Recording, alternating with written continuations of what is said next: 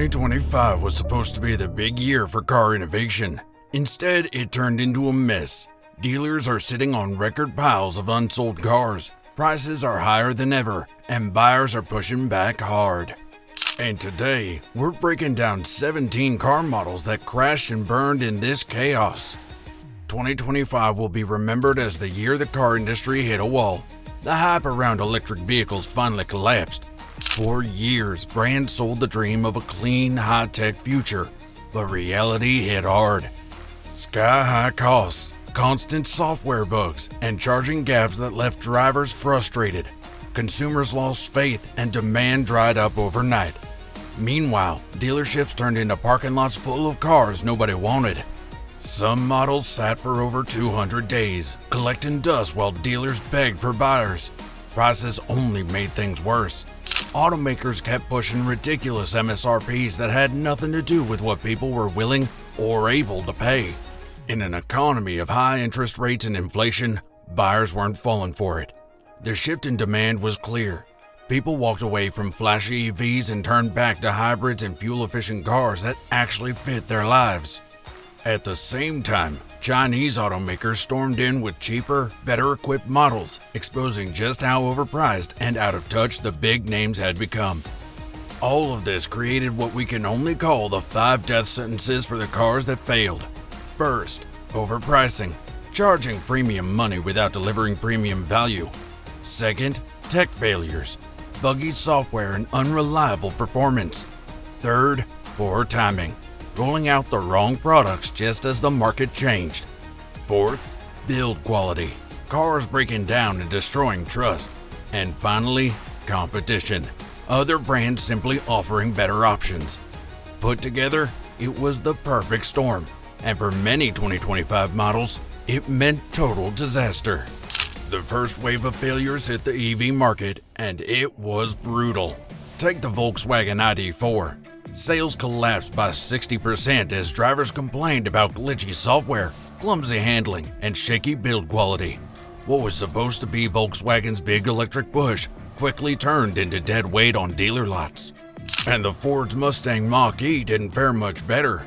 Inventory piled up everywhere, and word spread fast about jerky performance and insanely expensive battery repairs. Buyers didn't want to gamble on a car that could drain their wallets after the warranty expired. The Audi's Q4 e-tron was another casualty. Priced like a luxury car but plagued with software bugs, it couldn't compete against cheaper Chinese EVs that offered more features for less money.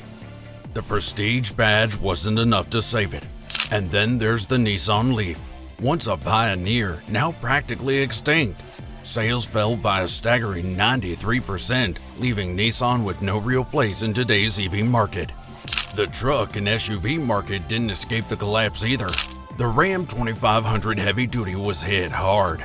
With price tags running from $67,000 to well over $100,000, buyers simply walked away. Dealers were left staring at rows of trucks nobody could afford. The Ford F-150 Hybrid was supposed to be the future of America's favorite pickup. Instead, it became a letdown. Drivers reported jerky performance, laggy software, and fuel economy that didn't live up to the hype. The hybrid advantage never showed up, and customers noticed. Lincoln tried to play the luxury card with the Aviator, but reliability killed it. Transmission failures, suspension glitches, and other breakdowns made the steep price feel like a joke. Shoppers expected smooth luxury. They got repair bills instead. Even mainstream SUVs weren't safe. The Chevy Trailblazer fell flat with a sluggish engine and ongoing transmission problems. In a segment where buyers want reliability first, Chevy's offering just couldn't compete. Even the luxury segment couldn't escape the chaos. Jaguar's F-Pace was the first to fall. Production came to a halt as the brand pivoted to EV only, leaving loyal gas-powered customers abandoned with nowhere to turn. The Land Rover Discovery was next in line. Outdated design, sky-high maintenance costs, and endless reliability complaints made it impossible to justify the price tag. Buyers quickly looked elsewhere. BMW miscalculated with the X2. They priced it like a premium SUV, but inside it felt cramped, and the ride was harsher than buyers expected. Customers who wanted comfort and space found themselves disappointed. Even Porsche stumbled. The Taycan, once a flagship EV, became weighed down by astronomical maintenance costs. With the luxury EV market already shrinking, few were willing to pour that kind of money into a car that drained their wallets as fast as it drained its battery. The mainstream market faced its own disasters. Nissan's Murano struggled despite a redesign. Its aging platform couldn't compete in a shifting SUV market, and sales slowed to a crawl. Toyota's Crown, a traditional sedan, missed the mark. In a world where buyers wanted practical hybrids, it felt outdated and out of touch. The Chrysler Pacifica hybrid was supposed to modernize the minivan, but unreliable plug-in tech pushed families away. In a shrinking segment, it never stood a chance.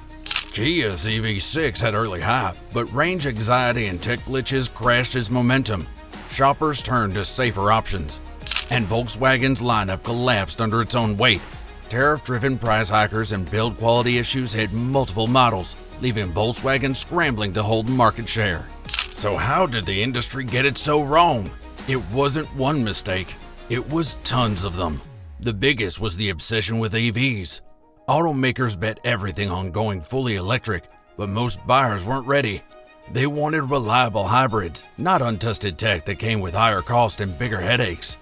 Then came the pricing insanity. Companies slapped premium stickers on cars that didn't deliver premium value. Shoppers quickly realized they were paying luxury prices for average performance and features. That disconnect destroyed trust. Rushed technology made things worse. Software glitches, laggy systems, and unreliable hardware pushed frustrated customers away. Instead of impressing, the tech became another reason to avoid buying. And finally, automakers completely misread the market. Consumers shifted faster than the brands did, toward hybrids, fuel efficiency, and value. Reliability and total ownership cost became the deciding factors, not flashy marketing campaigns. Meanwhile, Chinese automakers changed the game. They delivered cheaper cars with more features, setting a new benchmark for value and innovation. Established brands simply weren't ready for that level of competition. So where does the industry go from here? If automakers want to survive, they need to act fast.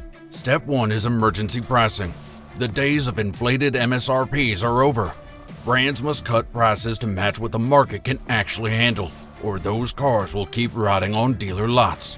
Second, it's time to refocus on hybrids. Consumers have spoken.